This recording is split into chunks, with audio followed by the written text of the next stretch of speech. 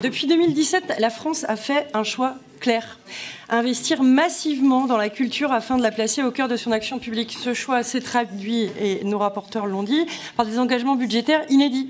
Le financement de la mission culture étant passé de 2,9 milliards d'euros en 2017 à 3,9 milliards en 2025, soit une hausse de 30%. Pas moins d'1 milliard d'euros supplémentaires en 8 ans. Cette progression traduit une politique volontaire, constante, en faveur de la création, du patrimoine et de la démocratisation culturelle.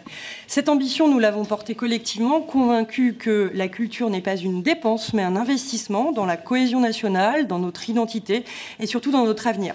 Alors oui, pour 2026, le financement de la mission culture connaîtra une baisse de plus de 4%. Mais ce n'est pas par renoncement ou par désintérêt, c'est une nécessité nationale car le redressement de nos finances publiques exige un effort partagé.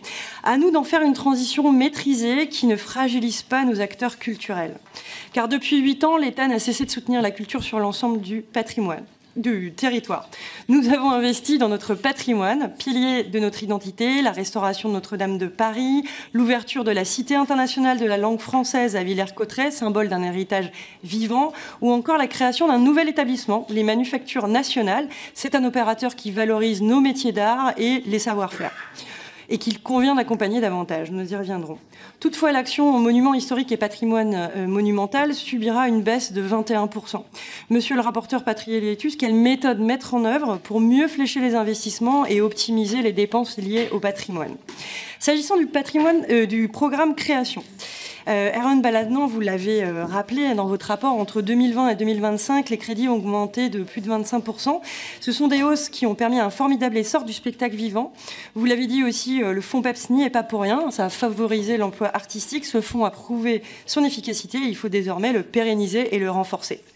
Durant cette période, depuis 2017, le programme Transmission de Savoir a également progressé de près de 85%, notamment porté par une révolution. Cette révolution, c'est le Pass Culture. C'est une innovation majeure voulue par le président de la République et c'est aujourd'hui reconnu de tous. Elle fait confiance aux jeunes parce qu'elle leur permet d'accéder, et ils sont plusieurs centaines de milliers à pouvoir le faire, à des œuvres, des spectacles, des musées et de s'approprier ainsi, selon leur choix, notre patrimoine commun. Et puis ça bénéficie aussi aux acteurs culturels qui rencontrent ainsi un nouveau public. Or, pour 2026, le programme Création et Transmission recule, le Pass Culture étant particulièrement impacté, en passant de 170 à 127 millions d'euros. Malgré les réformes initiées cette année, les crédits alloués en 2025 restent inférieurs de 10 millions à l'exécution estimée. Cette sous-dotation chronique pose question. Car au moment même où le Pass Culture devient un opérateur de l'État, nous devons lui garantir une stabilité financière et une visibilité pluriannuelle. Dès lors, comment garantir que les économies demandées n'affaiblissent pas un outil qui incarne l'une des plus grandes réussites culturelles de ces dernières années? Je vous remercie.